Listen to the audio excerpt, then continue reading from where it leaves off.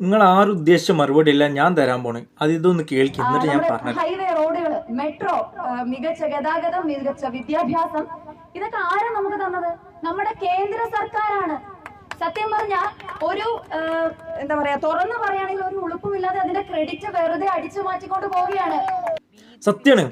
ഞാൻ പറഞ്ഞിട്ട് എന്താന്നുള്ളത്, ഇന്ന് ഇന്ത്യയിൽ എല്ലാം കൊണ്ടും ഇപ്പോൾ പറഞ്ഞ കാര്യങ്ങൾ മാത്രമല്ല, മറ്റ് എല്ലാ കാര്യങ്ങളായിക്കോട്ടെ, വിദ്യാഭ്യാസവും മറ്റുള്ള എല്ലാ ഹോസ്പിറ്റലും കാര്യങ്ങളൊക്കെ ഇന്ത്യയിൽ ഏറ്റവും നമ്പർ 1 കേരളത്തിലാണ്. അതെന്തുകൊണ്ടാണെന്നറിയോ? നിങ്ങൾ ഇന്ത്യയിൽ BJP ഭരിക്കുന്ന സംസ്ഥാനങ്ങളൊന്നും എടുത്തു നോക്കുക, അവിടെ ഒന്നും ഒരു വികസനം ഇല്ല. കാരണം എന്താണ്? BJP ഭരിക്കുന്നതുകൊണ്ട് കേന്ദ്രത്തിൽ നിന്ന് BJP പൈസ കൊടുക്കണില്ല. ഇവിടെ BJP ഭരിക്കാത്തതുകൊണ്ട് കേന്ദ്രം വേഗം പൈസ കൊടുക്കുകയാണ്. മനസ്സിലായോ ഞാൻ പറഞ്ഞത് എന്താന്നുള്ളത്? അപ്പൊ കേരളവും BJP ഭരിച്ചാൽ എന്താ അവസ്ഥ ഉണ്ടാവും അറിയോ? മോദി സർക്കാർ പൈസ കൊടുക്കൂല. അതുകൊണ്ട് എന്ത് വേണം? നമ്മൾ BJPനെ ജയിപ്പിക്കരുത്. ഇനി രണ്ടാമത്തെ കാര്യം, ഈ കുട്ടിക്ക് അറിയാത്തൊരു കാര്യമുണ്ട്. റേഷനരി ഈ 10 വർഷം മുമ്പ് ഉണ്ടായതാ, ഞാനൊക്കെ ജനിക്കണതിന്റെ മുമ്പുണ്ട്. ഇനി മെട്രോന്റെ ഫണ്ട് എങ്ങനെ വന്നു എന്നുള്ളതും അതിൽ കേന്ദ്രം എത്ര കൊടുക്കണം, കേരളം എത്ര കൊടുക്കണം എന്നുള്ളതും പോയി ഒന്ന് നോക്ക് എന്റെ പൊന്നാര പെങ്ങളെ. പിന്നെ റോഡിന് എത്ര കേന്ദ്രം കൊടുത്തു, എത്ര കേരള സർക്കാർ എടുത്തു എന്നുള്ളൂ അതൊന്ന് പോയി നോക്ക്.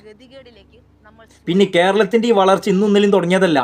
ഈ BJP സർക്കാർ വരുന്നതിന്റെ മുമ്പേ കേരളം അന്നും ഇന്നും എന്നും ഇന്ത്യയിലെ ഏറ്റവും ബെസ്റ്റ് സംസ്ഥാനം BJP ഭരിക്കുന്നതിന്റെ മുമ്പും കേരളം തന്നെയായിരുന്നു. അല്ലാതെ BJP ഭരിച്ചതിന് ശേഷം നന്നായതൊന്നുമല്ല കേരളം.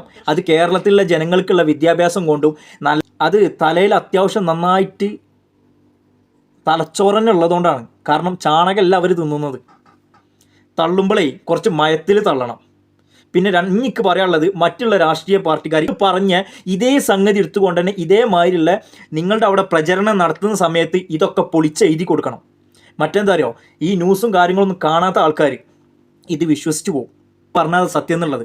പിന്നെ അറ്റ്ലീസ്റ്റിൻ്റെ പൊന്നാര പെങ്ങളെ, നീ ജസ്റ്റ് ഒന്ന് മറ്റുള്ളവർക്കൊന്ന് അന്വേഷിക്കുക.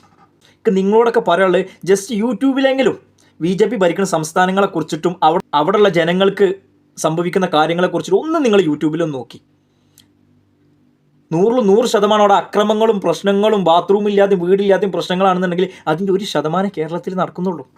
അതും പാടി നിങ്ങളൊന്ന് പോയി നോക്കുന്നത് നന്നായിരിക്കും. ഈ വോട്ട് കുത്തുന്നതിന് മുമ്പ് ജനങ്ങളൊക്കെ ഒന്ന് നോക്കുന്നത് നന്നായിരിക്കും. BJP ഭരിക്കുന്ന സംസ്ഥാനത്തിൻ്റെ അവസ്ഥ എന്താണെന്നുള്ളത്.